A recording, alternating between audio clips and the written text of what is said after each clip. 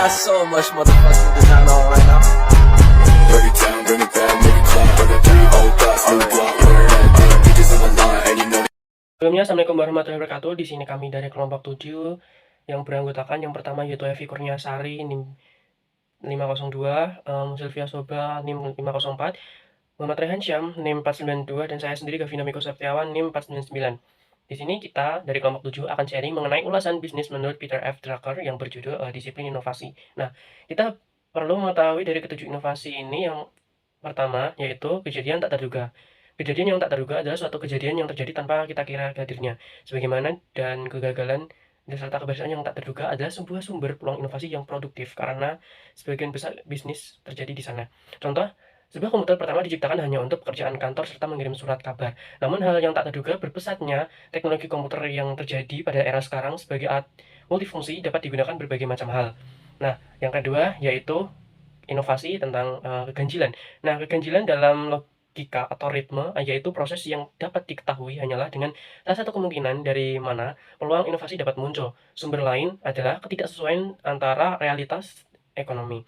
Nah, keganjilan sendiri memiliki pengertian yaitu suatu perasaan atau kejadian yang terjadi tanpa direncanakan akan jadinya. Seperti itu.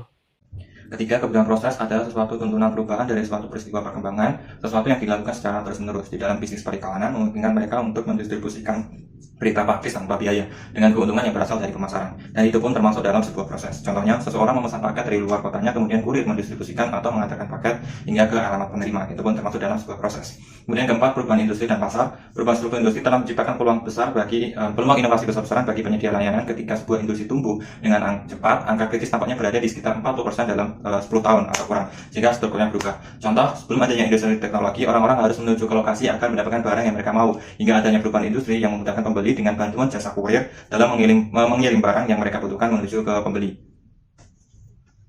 Selanjutnya yang kelima, perubahan demografis. Dari sumber peluang inovasi luar, demografi adalah yang paling dapat diandalkan. Peristiwa demografis telah mengetahui waktu tunggu. Namun karena para pembuat kebijakan sering mengabaikan demografi, mereka yang mengamati dan mengeksploitasinya dapat menuai hasil yang besar. Selanjutnya yang keenam, perubahan persepsi. Pandangan tentang berbagai hal ini telah menciptakan banyak peluang untuk inovasi bisnis. Perubahan persepsi tidak mengubah fakta, namun itu mengubah artinya dan dengan sangat cepat. Poin ketujuh terkait pengetahuan baru. Jadi pengetahuan baru merupakan sesuatu hal yang baru dan belum pernah dibuat atau diciptakan sebelumnya. Pengetahuan atau penemuan baru menyebabkan terjadinya perubahan, sehingga dengan penemuan baru dapat mendorong setiap individu untuk lebih berinovasi agar menghasilkan sesuatu yang lebih menarik. Contoh dari penemuan baru adalah teknologi, informasi, dan komunikasi. Tentunya dapat mempengaruhi kehidupan masyarakat dalam berbagai aspek.